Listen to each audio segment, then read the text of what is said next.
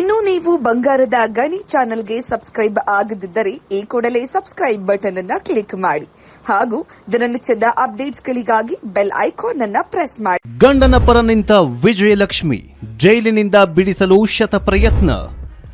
ದರ್ಶನ್ನನ್ನ ಬಿಡಿಸಲು ಪತ್ನಿ ವಿಜಯಲಕ್ಷ್ಮಿ ಹರಸಾಹಸ. ಸಹೋದರ ತಾಯಿಯೂ ಬರಲಿಲ್ಲ, ವಕೀಲರನ್ನ ನೇಮಿಸಿದ್ದೇ ವಿಜಯಲಕ್ಷ್ಮಿ. ಅಷ್ಟೆಲ್ಲ ಹಿಂಸೆ ಕೊಟ್ಟರೂ ಮತ್ತೆ ದರ್ಶನ್ ಪರವಾಗಿ ನಿಂತ ಧರ್ಮಪತ್ನಿ.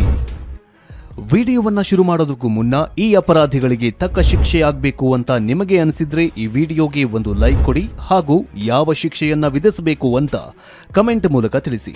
ಜೊತೆಗೆ ದರ್ಶನ್ರನ್ನ ಬಿಡಿಸೋದಕ್ಕೆ ಪತ್ನಿ ವಿಜಯಲಕ್ಷ್ಮಿ ಮುಂದಾಗಿರುವುದು ಸರಿಯೋ ತಪ್ಪು ಅಂತಲೂ ಕೂಡ ಕಮೆಂಟ್ ಮಾಡಿ. ರೇಣುಕಾಸ್ವಾಮಿ ಕೇಸ್ಗೆ ಸಂಬಂಧಪಟ್ಟ ಹಾಗೆ ನಟ ದರ್ಶನ್ ವಿಚಾರ ಸಾಕಷ್ಟು ಸದ್ದು ಮಾಡ್ತಾನೆಗಿದೆ. ಇದೆಲ್ಲದರ ಮಧ್ಯೆ ಎಲ್ಲರಿಗೂ ಕುತೂಹಲ ಇದ್ದಿದ್ದು ದರ್ಶನ್ ಪತ್ನಿ ವಿಜಯಲಕ್ಷ್ಮಿ ಯಾವ ರೀತಿಯಾದಂತಹ ಪ್ರತಿಕ್ರಿಯೆ ಕೊಡಬಹುದು ಅಂತ. ಯಾಕೆ ಈ ಕುತೂಹಲ ಅಂದ್ರೆ ದರ್ಶನ್ ಅಭಿಮಾನಿಗಳಿಗೋಸ್ಕರವೋ ಅಥವಾ ಕುಟುಂಬದವರಿಗೋಸ್ಕರನೋ ಅಥವಾ ಇನ್ಯಾವುದೋ ಆಪ್ತರಿಗೋಸ್ಕರನೋ ಸಿಕ್ಕಾಕಿಕೊಂಡಿರಲಿಲ್ಲ. ಅವರ ಕ್ಲೋಸ್ ಫ್ರೆಂಡ್, ಎರಡನೇ ಪತ್ನಿ ಅಂತ ಕರೆಯಲಾಗುವ ಪವಿತ್ರ ಗೌಡಗೋಸ್ಕರ, ಪವಿತ್ರ ಗೌಡಗೆ ಖುಷಿ ಪಡುವುದಕ್ಕೋಸ್ಕರ ಈ ಕೇಸ್ನಲ್ಲಿ ಭಾಗಿಯಾಗಿ ದರ್ಶನ್ ಅರೆಸ್ಟ್ ಆಗಿದ್ದಾರೆ. ದರ್ಶನ್ ಪತ್ನಿ ವಿಜಯಲಕ್ಷ್ಮಿ ಇತ್ತೀಚೆಗೆ ಅತಿ ಹೆಚ್ಚು ಹಿಟ್ ಮಾಡೋದಕ್ಕೆ ಸೋಷಿಯಲ್ ಮೀಡಿಯಾದಲ್ಲಿ ಜಟಾಪಟಿಗೆ ಇಳಿದು ಬಿಟ್ಟಿದ್ರು. ಆದ್ರೆ ಇದೇ ಪವಿತ್ರ ಗೌಡ ವಿಚಾರವಾಗಿ ದರ್ಶನ್ ಅರೆಸ್ಟ್ ಆಗಿರೋದು ವಿಜಯಲಕ್ಷ್ಮಿ ಯಾವ ರೀತಿ ಪ್ರತಿಕ್ರಿಯೆಯನ್ನ ನೀಡ್ತಾರೆ ಎಂಬುದರ ಕುತೂಹಲ ಎಲ್ಲರಲ್ಲೂ ಕೂಡ ಕಾಡ್ತಾಗಿತ್ತು. ಯಾವಾಗ ಈ ಘಟನೆ ನಡೆಯಿತು, ವಿಜಯಲಕ್ಷ್ಮಿ ಸಂಪೂರ್ಣವಾಗಿ ಸೈಲೆಂಟ್ ಆಗ್ಬಿಟ್ರು. ಮಾಧ್ಯಮದವರು ಅವರ ಪ್ರತಿಕ್ರಿಯೆಗೆ ಪ್ರಯತ್ನ ಪಟ್ಟರೂ ಕೂಡ ಅವರ ಆಪ್ತವಲಯ ಒಂದು ಸಂದೇಶವನ್ನ ರವಾನೆ ಮಾಡ್ತಾರೆ. ನಾನು ಯಾರ ಸಹವಾಸಕ್ಕೂ ಹೋಗೋದಿಲ್ಲ, ಯಾರ ಸಹವಾಸವೂ ಕೂಡ ನನಗೆ ಬೇಕಾಗಿಲ್ಲ. ನಾನು ಕೇವಲ ನನ್ನ ಮಗನಿಗೋಸ್ಕರ ಮಾತ್ರ ಯೋಚನೆ ಮಾಡ್ತೇನೆ. ನಾನು ನನ್ನ ಮಗ ಅಷ್ಟೇ ಬದುಕು. ನಾನು ಇನ್ಮೇಲೆ ಯಾರ ಸುದ್ದಿಗೂ ಹೋಗೋದಿಲ್ಲ ಅನ್ನುವಂತಹ ನಿರ್ಣಯವನ್ನ ತೆಗೆದುಕೊಂಡಿದ್ರಂತೆ. ಅಲ್ಲದೆ ಇನ್ಸ್ಟಾಗ್ರಾಮ್ನಲ್ಲಿ ಅನ್ಫಾಲೋ ಮಾಡಿ ತನ್ನ ಅಕೌಂಟ್ ಅನ್ನೇ ಕೂಡ ಡಿಆಕ್ಟಿವೇಟ್ ಮಾಡಿದ್ರು. ಈ ಮೂಲಕ ಸಾರ್ವಜನಿಕರಿಗೂ ಕೂಡ ಒಂದು ಸಂದೇಶವನ್ನ ಮೌನವಾಗಿ ರವಾನಿಸಿದ್ರು. ಅವರ ಪರವಾಗಿ ನಾನು ನಿಲ್ಲಲ್ಲ ಅನ್ನುವಂತಹ ಕ್ರೂರ ಕೃತ್ಯವನ್ನ ಎಸಗಿರುವ ಅವರ ಬೆಂಬಲಕ್ಕೆ ನಾನು ನಿಲ್ಲುವುದಿಲ್ಲ ಅಂತ ವಿಜಯಲಕ್ಷ್ಮಿ ಹೇಳ್ಕೊಂಡಿದ್ರು. ಈ ಮಧ್ಯೆ ಮಗನಿಗೆ ಈ ವಿಷಯ ಗೊತ್ತಾಗಬಾರ್ದು ಅಂತ ಕೇಳ್ಕೊಂಡಿದ್ರು. ಯಾಕಂದ್ರೆ ಇದರಿಂದ ಮಾನಸಿಕವಾಗಿ ಆತನಿಗೆ ಬೇರೆ ರೀತಿಯ ಎಫೆಕ್ಟ್ ಆಗಬಹುದು ಅನ್ನೋ ಕಾರಣಕ್ಕೆ ಈ ವಿಚಾರವನ್ನ ಮಗನಿಗೆ ತಿಳಿಸೋದು ಬೇಡ ಅಂತ ನಿರ್ಧಾರ ಮಾಡಿದ್ರು. ಆದರೆ ಅಂತಿಮವಾಗಿ ಮಗನ ಗಮನಕ್ಕೂ ಕೂಡ ಬರುತ್ತೆ. ಆತ ಸೋಷಿಯಲ್ ಮೀಡಿಯಾದಲ್ಲಿ ಒಂದು ಪೋಸ್ಟ್ ಅನ್ನು ಹಾಕ್ತಾರೆ. ಫಾದರ್ಸ್ ಡೇ ದಿನ ವಿಶ್ ಮಾಡ್ತಾರೆ. ಅದಾದ ಬಳಿಕ ಇದೇ ವಿಜಯಲಕ್ಷ್ಮಿ ಬೇರೆ ನಿರ್ಣಯವನ್ನ ತೆಗೆದುಕೊಂಡಿದ್ದಾರೆ. ಮೊದಲಿಗೆ ಸೋಷಿಯಲ್ ಮೀಡಿಯಾದಲ್ಲಿ ತಮ್ಮ ಅಕೌಂಟ್ ಅನ್ನ ಮಾಡಿದ್ರು. ಆದ್ರೆ ಇದೀಗ ಅವರ ಅಕೌಂಟ್ ಮತ್ತೆ ಆಕ್ಟಿವೇಟ್ ಆಗಿದೆ. ಇವರ ನಡುವೆ ದರ್ಶನ್ ಇದೀಗ ಸಂಕಷ್ಟದಲ್ಲಿ ಸಿಕ್ಕಾಕಿಕೊಂಡಿರುವ ಸಂದರ್ಭದಲ್ಲಿ ಅವರ ನೆರವಿಗೆ ನಿಂತಿರೋದು ಬೇರ್ಯಾರೂ ಅಲ್ಲ, ಅವರ ಮೊದಲ ಪತ್ನಿಯಾದಂತಹ ವಿಜಯಲಕ್ಷ್ಮಿ. ಹೌದು, ಸಂಕಷ್ಟದಲ್ಲಿ ನಟ ದರ್ಶನ್ ಪರವಾಗಿ ಯಾರೂ ಕೂಡ ಬಂದಿರಲಿಲ್ಲ. ನಟ ದರ್ಶನ್ರನ್ನ ಸಮರ್ಥನೆ ಮಾಡಿಕೊಳ್ಳೋದಕ್ಕೂ ಕೂಡ ಯಾರು ಹಿಂದೆ ಮುಂದೆ ನೋಡ್ತಾ ಇದ್ರು. ಅದರ ಜೊತೆಗೆ ಕುಡಿದು ಮೋಜು ಮಸ್ತಿ ಮಾಡ್ತಿದ್ದಂಥವರು, ಅವರ ಜೊತೆ ಓಡಾಡ್ತಿದ್ದಂಥವರು, ಅವರ ಲಾಭ ಪಡೆದುಕೊಂಡಿದ್ದವರು, ಅವರನ್ನ ಪ್ರಚಾರಕ್ಕೆ ಕರೆದುಕೊಂಡು ಹೋದಂಥವರು ಯಾರೂ ಕೂಡ ದರ್ಶನ್ ಬೆಂಬಲಕ್ಕೆ ನಿಲ್ಲಲಿಲ್ಲ. ಕೇವಲ ಒಂದಿಷ್ಟು ಸಚಿವರು, ಶಾಸಕರು ದರ್ಶನ್ರನ್ನ ಉಳಿಸಿಕೊಳ್ಳುವುದಕ್ಕೆ ಪ್ರಯತ್ನ ಪಟ್ರು. ಅದಾದ ಮೇಲೆ ಆ ಪ್ಲಾನ್ ವಿಫಲವಾದ್ರೂ ಕೂಡ ಯಾರೂ ಸಹ ದರ್ಶನ್ ಪರವಾಗಿ ಬೆಂಬಲಕ್ಕೆ ನಿಲ್ಲಿಲ್ಲ. ಸ್ವತಃ ಅವರ ತಾಯಿ ಮೀನಾ ತೂಗುದೀಪನೂ ಕೂಡ ಅವರ ಬೆಂಬಲಕ್ಕೆ ನಿಲ್ಲಿಲ್ಲ. ಯಾಕಂದ್ರೆ ಮಗನೊಂದಿಗೆ ಇತ್ತೀಚೆಗಷ್ಟೇ ಜಗಳವನ್ನ ಆಡಿಕೊಂಡು ದರ್ಶನ್ ತಾಯಿ ಮೇಲೆ ಹಲ್ಲೆ ಕೂಡ ಮಾಡಿದ್ರು ಅನ್ನುವಂತಹ ಸುದ್ದಿ ಇದೆ.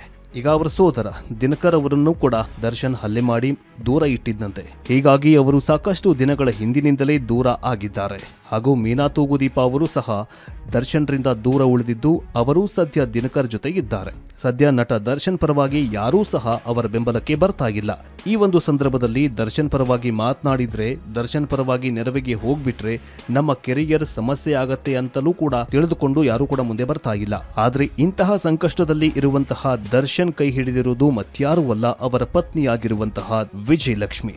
2011 ನಿಮಗೆಲ್ಲ ಗೊತ್ತಾಗಿತ್ತು. 2011ರಲ್ಲಿ ವಿಜಯಲಕ್ಷ್ಮಿ ಅವರಿಗೆ ಓರ್ವ ಮನುಷ್ಯನಿಗೆ ಕೊಡಬಾರದ ಚಿತ್ರಹಿಂಸೆಯನ್ನ ವಿಜಯಲಕ್ಷ್ಮಿಗೆ ದರ್ಶನ್ ಕೊಟ್ಟಿದ್ರು. ಅವರ ಕಿವಿಯನ್ನೇ ಕಚ್ಚಿದ್ರಂತೆ, ಮೈ ತುಂಬಾ ಸಿಗರೇಟ್ನಿಂದ ಸುಟ್ಟಿದ್ರಂತೆ. ಅವರ ಫೋಟೋಗಳನ್ನು ನೀವು ನೋಡಬಹುದು. ಎಷ್ಟರ ಮಟ್ಟಿಗೆ ಕ್ರೂರತ್ವ ಮೆರೆದಿದ್ದ ಈ ದರ್ಶನ್ ಅಂತ.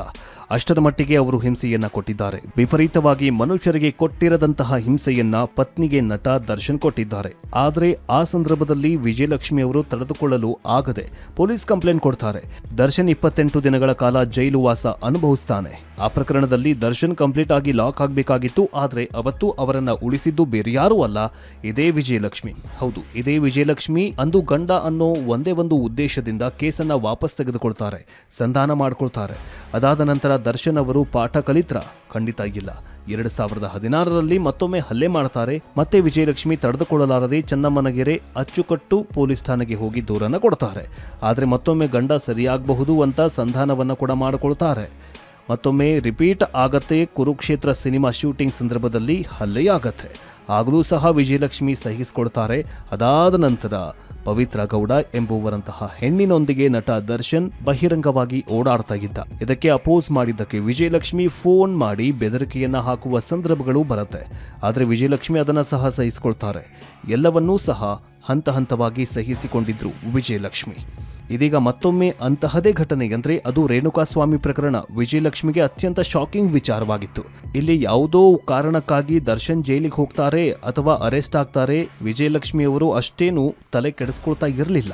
ಯಾರನ್ನ ಕಂಡ್ರೆ ಅವರಿಗೆ ಆಗ್ತಾ ಇರಲಿಲ್ವೋ, ಯಾರಿಂದ ಅವರು ಸಂಬಂಧ ಸಂಪೂರ್ಣವಾಗಿ ಹಾಳಾಗ್ತಿತ್ತು, ಅದೇ ಪವಿತ್ರ ಗೌಡ ಕಾರಣಕ್ಕಾಗಿ ನಟ ದರ್ಶನ್ ಅರೆಸ್ಟ್ ಆಗ್ತಾರೆ. ಆದರೆ ವಿಜಯಲಕ್ಷ್ಮಿ ಇದೀಗ ಅದನ್ನ ಸಹ ಸಹಿಸಿಕೊಂಡ ಹಾಗೆ ಕಾಣಿಸ್ತಾಗಿದೆ. ಯಾರು ಕೂಡ ಬೆಂಬಲಕ್ಕೆ ನಿಲ್ಲದ ಈ ಪರಿಸ್ಥಿತಿಯಲ್ಲಿ ಗಂಡನನ್ನ ಜೈಲಿನಿಂದ ಬಿಡಿಸುವುದಕ್ಕೆ, ಬೇಲನ್ನ ಪಡೆಯುವುದಕ್ಕೆ ವಿಜಯಲಕ್ಷ್ಮಿಯವರು ಪ್ರಯತ್ನ ಪಡ್ತಿದ್ದಾರೆ. ಇಬ್ಬರು ಲಾಯರ್ಗಳನ್ನ ನೇಮಕ ಮಾಡಿದ್ದಾರಲ್ಲದೆ ಅನಿಲ್ ಬಾಬು ಮತ್ತು ರಂಗಾರೆಡ್ಡಿ ಇಬ್ಬರನ್ನ ನೇಮಕ ಮಾಡಿದ್ದು ಬೇರೆ ಯಾರೂ ಅಲ್ಲ, ಅದು ದರ್ಶನ್ ಪತ್ನಿ ವಿಜಯಲಕ್ಷ್ಮಿ. ತಂದೆ ತಾಯಿಯ ಮೂಲಕ ಅವರನ್ನ ಸಂಪರ್ಕ ಮಾಡಿ ಲಾಯರ್ಗಳನ್ನ ನೇಮಕ ಮಾಡಿದ್ರು. ಕೇವಲ ನೇಮಕ ಮಾಡಿದ್ದು ಮಾತ್ರವಲ್ಲದೆ ಪ್ರತಿದಿನ ಅವರನ್ನ ಸಂಪರ್ಕಿಸಿದ್ದಾರೆ. ಇದಕ್ಕೆ ಸಂಬಂಧಪಟ್ಟಂತಹ ಅಪ್ಡೇಟ್ಗಳನ್ನು ಪಡೆದುಕೊಳ್ತಿದ್ದಾರೆ. ಏನ್ ಮಾಡಬಹುದು ಎನ್ನುವ ರೀತಿ ಆಲೋಚನೆಯನ್ನ ಮಾಡ್ತಾ ಇದ್ದಾರೆ. ಎಷ್ಟೇ ಆದ್ರೂ ಗಂಡ ಅಲ್ವಾ, ಇನ್ನೇನ್ ಮಾಡೋದಕ್ಕಾಗತ್ತೆ ಹೇಳಿ. ಗಂಡ ಕೊಲೆ ಮಾಡಿದ್ದಾನೋ ಇನ್ನೇನೋ ಮಾಡಿದ್ದಾನೋ, ಆದ್ರೆ ಗಂಡ ಗಂಡನೇ. ಆ ಕಾರಣಕ್ಕೆ ವಿಜಯಲಕ್ಷ್ಮಿ ಯಾರೂ ಸಹ ದರ್ಶನ್ ಪರವಾಗಿ ನಿಲ್ಲದೆ ಇರುವಂತಹ ಸಂದರ್ಭದಲ್ಲಿ ವಿಜಯಲಕ್ಷ್ಮಿ ಅವರೇ ಅವರ ಬೆಂಬಲಕ್ಕೆ ನಿಂತಿದ್ದಾರೆ. ಗಂಡನ ಪರವಾಗಿ ಕಾನೂನು ಹೋರಾಟ ಮಾಡುವುದಕ್ಕೆ ವಿಜಯಲಕ್ಷ್ಮಿ ಮುಂದಾಗಿದ್ದಾರೆ. ಈ ಕಾನೂನು ವಿಚಾರ ಏನಾಗತ್ತೆ ಗೊತ್ತಿಲ್ಲ. ಗಂಡನಿಗೆ ಜಾಮೀನು ಕೊಡಿಸೋದಕ್ಕೆ ಪ್ರಯತ್ನ ಪಡ್ತಾ ಇದ್ದಾರೆ. ಪತ್ನಿ ವಿಜಯಲಕ್ಷ್ಮಿ ಈಗಾಗಲೇ ನಟ ದರ್ಶನ್ ಅವರಿಗೆ ಬಟ್ಟೆಯನ್ನ ಸಹ ಅವರೇ ತಂದು ಕೊಟ್ಟಿದ್ದಾರೆ. ಒಟ್ಟಾರೆಯಾಗಿ ಪತ್ನಿ ವಿಜಯಲಕ್ಷ್ಮಿಯವರು ಗಂಡನನ್ನ ಹೇಗೆ ಹೊರಗೆ ತರುವುದು, ಏನ್ ಆಗುತ್ತೋ ಬಿಡುತ್ತೋ ಗೊತ್ತಿಲ್ಲ, ಆದ್ರೆ ಒಂದಿಷ್ಟು ಪ್ರಯತ್ನಗಳನ್ನ ಯಾರೂ ಮಾಡದೇ ಇರುವಂತಹ ಟೈಮಲ್ಲಿ ಪತ್ನಿಯಾಗಿರುವಂತಹ ವಿಜಯಲಕ್ಷ್ಮಿ ಮಾಡ್ತಿದ್ದಾರೆ. ದರ್ಶನ್ ಅವರ ಸಹೋದರರಾಗಲಿ ಅಥವಾ ಸ್ಯಾಂಡಲ್ವುಡ್ ಇಂಡಸ್ಟ್ರಿಯವರೇ ಆಗಲಿ, ಇಲ್ಲ ಅವರ ತಾಯಿ ಆಗಿರಲಿ, ಯಾರೂ ಸಹ ಮುಂದೆ ಬರ್ತಾ ಇಲ್ಲ. ದರ್ಶನ್ ಪರವಾಗಿ ನಿಲ್ಲುವುದಕ್ಕೆ ಇಂತಹ ಸಂದರ್ಭದಲ್ಲಿ ದರ್ಶನ್ ಅವರಿಂದ ಸಾಕಷ್ಟು ನೋವು ಅನುಭವಿಸಿರುವಂತಹ ಪತ್ನಿ ವಿಜಯಲಕ್ಷ್ಮಿಯವರು ಇದೀಗ ಗಂಡನ ಪರವಾಗಿ ನಿಂತಿದ್ದಾರೆ. ಗಂಡನಿಗಾಗಿ ಅವರನ್ನ ಬಿಡಿಸುವುದಕ್ಕೆ ಸಾಕಷ್ಟು ಹರಸಾಹಸವನ್ನೇ ಪಡ್ತಿದ್ದಾರೆ.